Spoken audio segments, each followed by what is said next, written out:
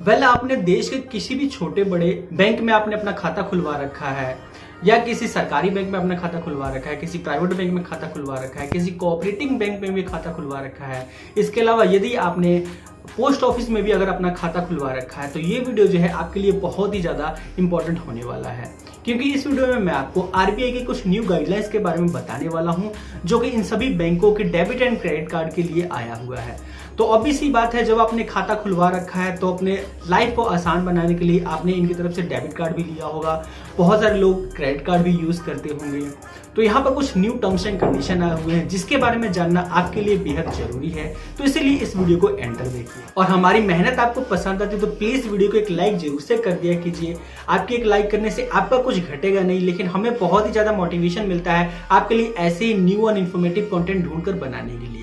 साथ ही चैनल पर पहली बार आए हैं तो चैनल को सब्सक्राइब करके नोटिफिकेशन बेल को भी जरूर से ऑन कर लीजिएगा, ताकि हमारी आने वाली वीडियोस आपसे मिस ना हो। तो आपसे भी ज्यादा टाइम ना लेते हुए चलिए आज के इस टॉपिक को शुरू करते हैं। तो आपने अगर किसी भी बैंक में अपना खाता खुलवा रखा है, तो जाहिर सी बात है आपने डेबिट कार्ड और क्रेडिट कार्ड तो लिया ही होगा।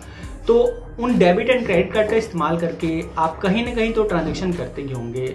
बहुत सारे लोग रिचार्ज, बिल पेमेंट्स के लिए कई सारे एप्लीकेशन जैसे कि फोन पे, पेटीएम, गूगल पे ऐसे एप्लीकेशन यूज़ करते हैं।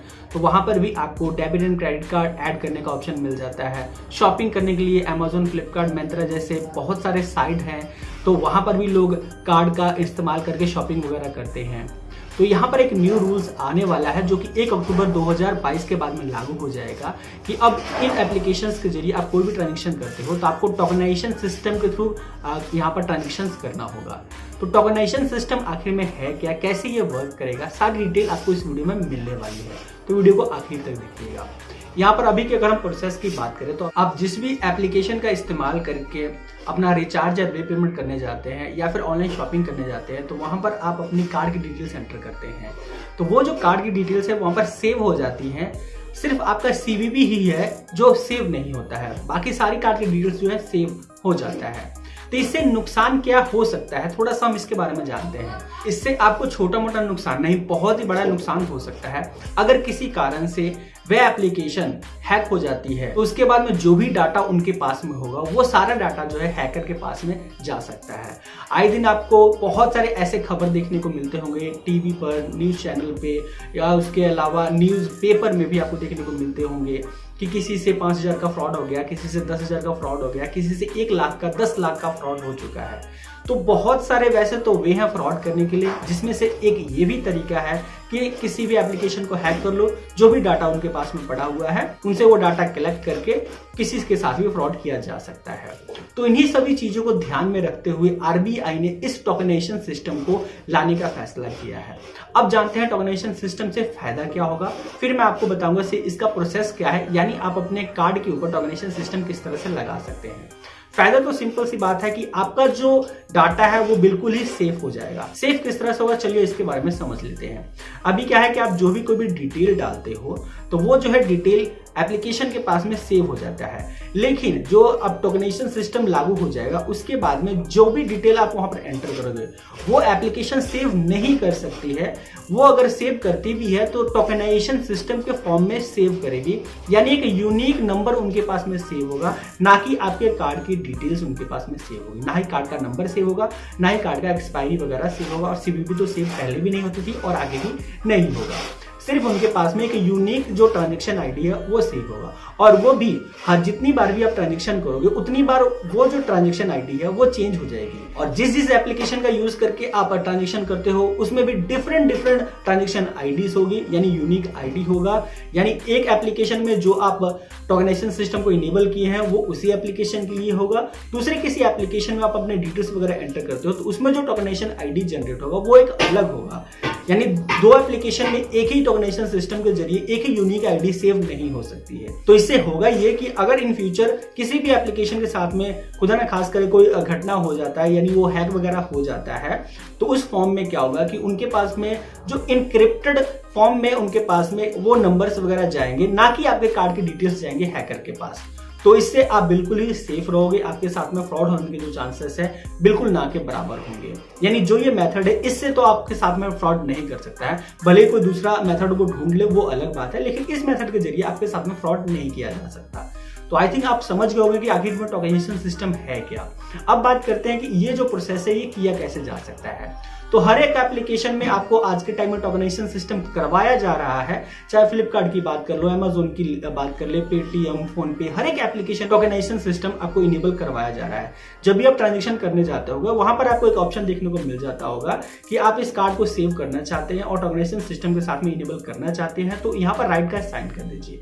तो जैसे आप उस पर क्लिक करते हो तो आपके अकाउंट से, यानी जो अगर आप डेबिट कार्ड को सेव कर रहे हो या क्रेडिट कार्ड को सेव कर रहे हो, दोनों ही फॉर्म में आपके खाते से 2 रुपए की ट्रांजेक्शन की जाएगी। तो यहाँ पर जो 2 रुपए है उसी को आपको चार्ज ही नहीं दे देना है, बल्कि वो 2 रुपए जो है कुछ देर बाद में आपको रिवर्स मिल जाता है।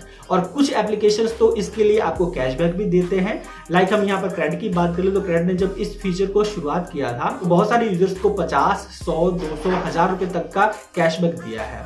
उसके अलावा फोन पे ने भी कई यूजर्स को कैशबैक दिया है, पेटीएम ने भी कई यूजर्स को कैशबैक दिया है, अमेजन पे में भी आपको अभी अगर आप मास्टर कार्ड को ऐड करते हो और उसे जो टोकनाइजेशन फॉर्म में अगर आप ऐड कर लेते हो तो आपको 50 रुपए का कैशबैक मिल रहा है, तो आप इसका फायदा भी ले सकते हो। बहुत सारे एप्लीकेशन इस चीज को प्रमोट करने के लिए अपने अपने एप्लीकेशंस में अलग अलग कैंपेन चला रहे हैं। तो कार्ड को टोकनाइज करने के लिए आपको यहाँ पर कैशबैक भी मिल जाएगा और एक तरह से आपका कार्ड सेव भी हो जाएगा। अब यहाँ पर आपके मन में कुछ डाउट्स होंगे कि क्या इसके कुछ फीस भी हमें पे करना पड़ेगा और क्या ये जो टोकनाइजेशन सिस्टम है हमें हर एक एप्लीकेशन में करना ही पड़ेगा।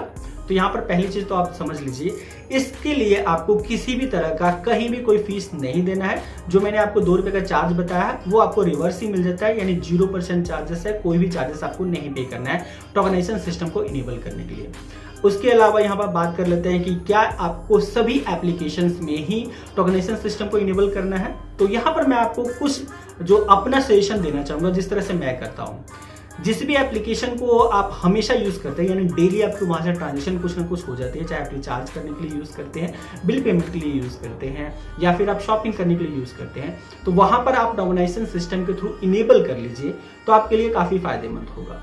उसके अलावा जिस एप्लीकेशन का यूज आप हफ्ते में, 10 दिन में, 15 दिन में या 1 महीने में यूज करते हो, तो उस एप्लीकेशन में आपको टोकनाइजेशन सिस्टम यानी अपने कार्ड को टोकनाइजेशन फॉर्म में सेव करके रखने का कोई फायदा नहीं है। अगर आप अपने क्रेडिट कार्ड या डेबिट कार्ड को टोकनाइजेशन फॉर्म में अगर ऐड नहीं करते तो इससे घाटा क्या होगा ये मैं आपको बता देता हूँ। इससे ज्यादा आपको कुछ भी लॉस नहीं होगा, बस यही होगा कि जब भी आप उस एप्लीकेशन का यूज करके ट्रांजेक्शन करोगे तो वहां पर हमेशा आपको मैनुअली जो है अपने कार्ड की डिटेल्स एंटर करनी पड़ेगी, सेव नहीं रहेगा आपका कार्ड का डिटेल्स।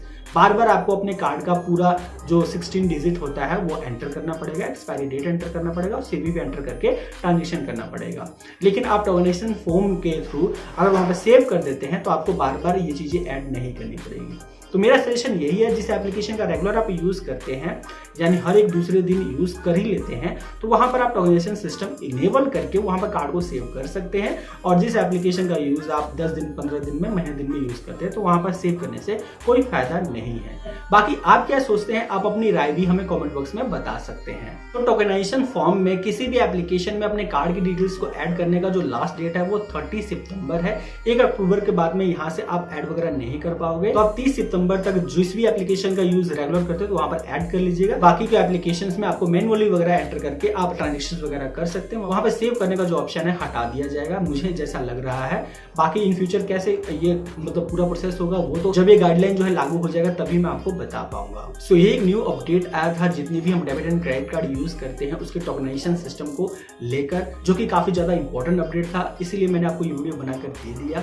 उम्मीद करता हूँ आज का ये वीडियो आपके लिए बहुत ही ज्यादा हेल्पफुल साबित होगा और वीडियो आपको काफी ज्यादा पसंद आया होगा।